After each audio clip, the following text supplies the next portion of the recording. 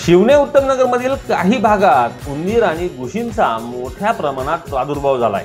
यावर पालिका प्रशासनाला सांगूनही उपाययोजना करण्यात आलेल्या नाहीत असे म्हणत पुणे जिल्हा परिषदेच्या सदस्या अनिता तुकाराम इंगळे संतप्त झाल्या असून यावर तातडीने उपाययोजना केल्या गेल्या नाहीत तर पुणे महानगरपालिकेत उंदीर पकडून आणून सोडू असा निर्वाणीचा इशारा इंगळे यांनी दिलाय।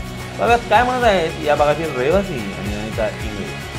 आमच्या घरात उंदरांनी इतका त्रास दिला की जवळ 10-15 किलो तांदूळ त्या तांदळात पडून उंदीर मरून पडला होता। ते तांदूळ अक्षरशः फेकून दिले। कपड्यांचे विल्हेवाट लावतात, घरातल्या सामानांचे नासधूस होते। त्याच्यामुळे उंदरावरती काहीतरी निर्णय घेऊन प्रयत्न करावेत। आमच्या इथे ना पाठीमागच्या साईडला खूप मोठा नाला आहे। त्या नाल्याची विशेष म्हणजे माहिती पण नव्हती।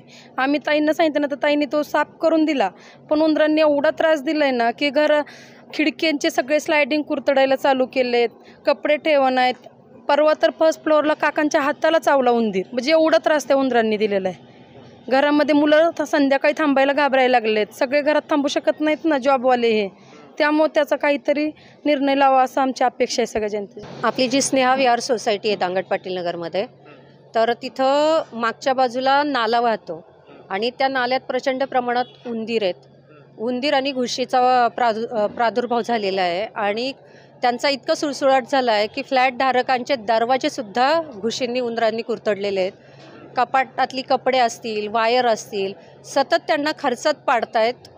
महानगरपालिकेकडे आम्ही यापूर्वी पण तक्रार केलेली आहे आणि इथून पुढेही करणार आहोत आणि याकडे जर महानगरपालिकेने लक्ष दिलं नाही तर उंदीर पकडून शेवटी महानगरपालिकेत सोडण्याचं काम आम्ही जरूर करू।